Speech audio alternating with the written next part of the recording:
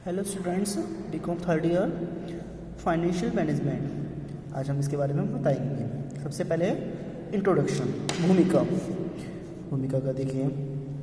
किसी भी व्यवसाय की मूल क्रियाओं का आधार स्तंभ वित्त माना जाता है। विशेषकर उत्पादन व विपणन संबंधी क्रियाओं में वित्त उसी प्रकार का कार्य करता है जो मशीन को चलाने में तेल का या मानव शरीर को चलाने में रक्त का होता है। रक्त मतलब खून का। वित्त के अभाव में ना तो कोई व्यवसाय स्थापित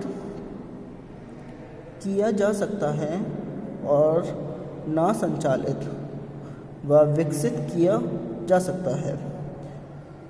वित्त की आवश्यकता उन क्षेत्रों में होती है जहां किसी न किसी प्रकार की आर्थिक क्रियाएं उत्पन्न होती हैं।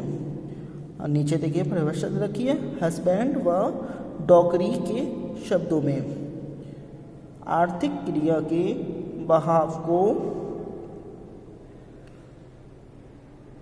निर्देशित करने और उसके निर्विघ्न संचालन के लिए कुछ तो होना चाहिए।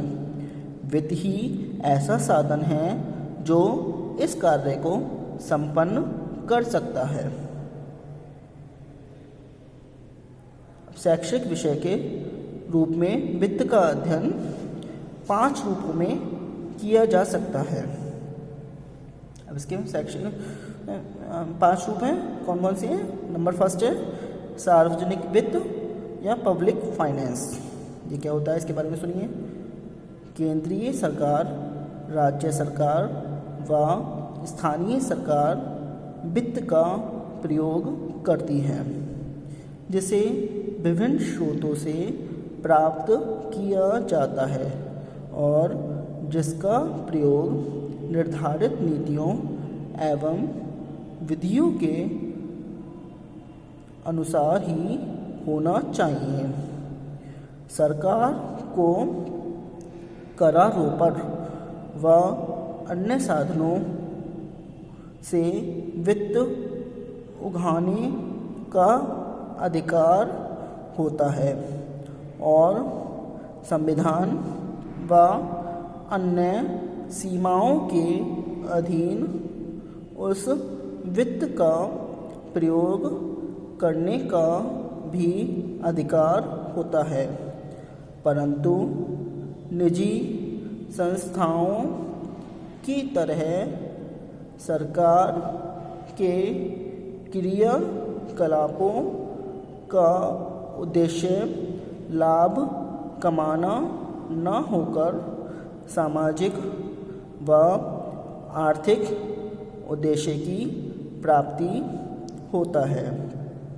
अधिकतम सामाजिक लाभ का उद्देश्य प्राप्त करने हेतु ही सरकार वित्त की उगाही और उसका प्रयोग करती है।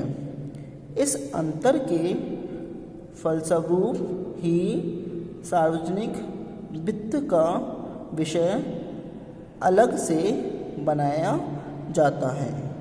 गया है, जहां सरकारी वित्तीय मामलों का सुचारू रूप से अध्ययन किया जाता है। ये तो आपका फर्स्ट पॉइंट हुआ।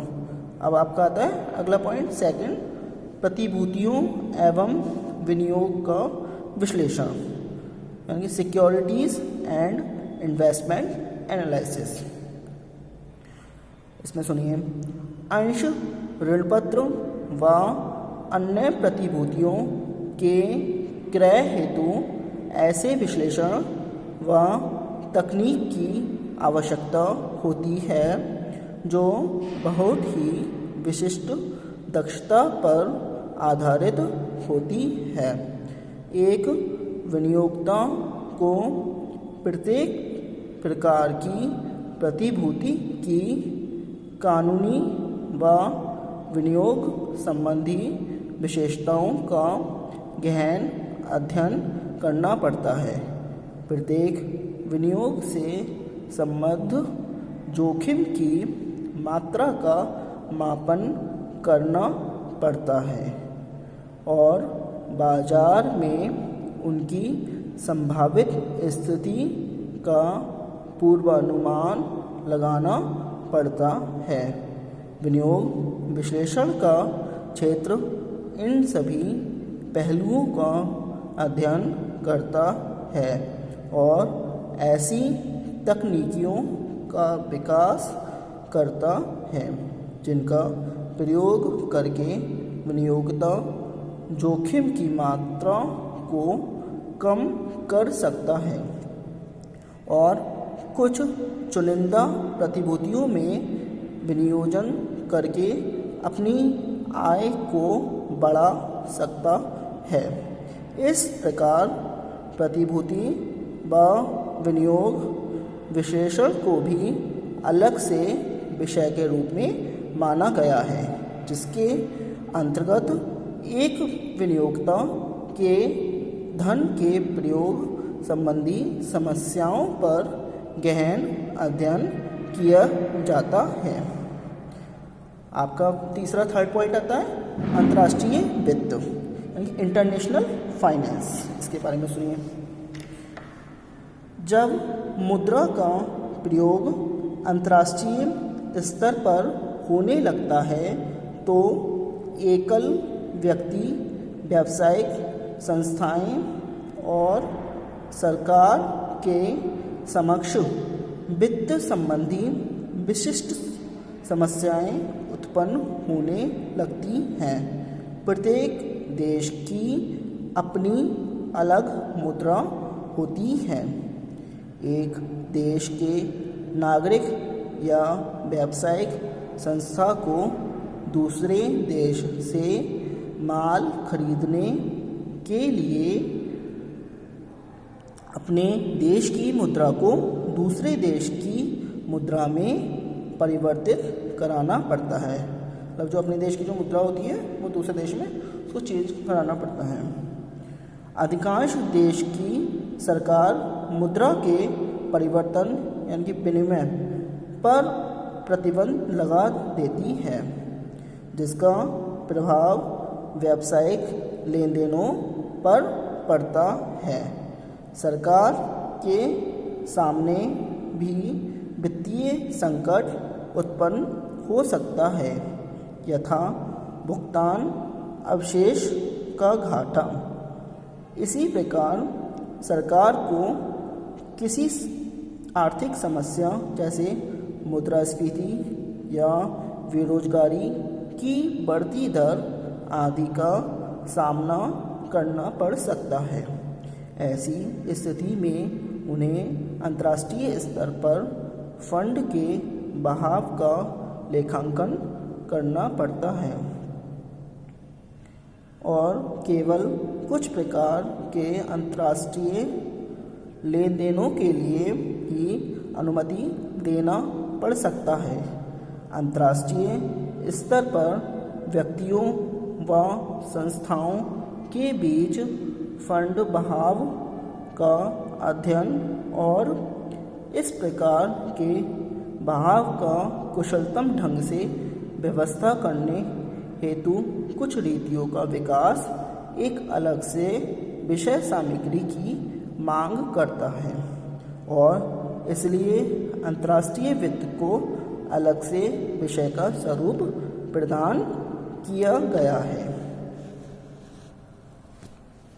आगे देखिए, नेक्स्ट पॉइंट है आपका फोर्थ पॉइंट, यानी कि चौथा पॉइंट है आपका संस्थागत वित्त। इसका है यानी कि इंस्टीट्यूशनल फाइनेंस।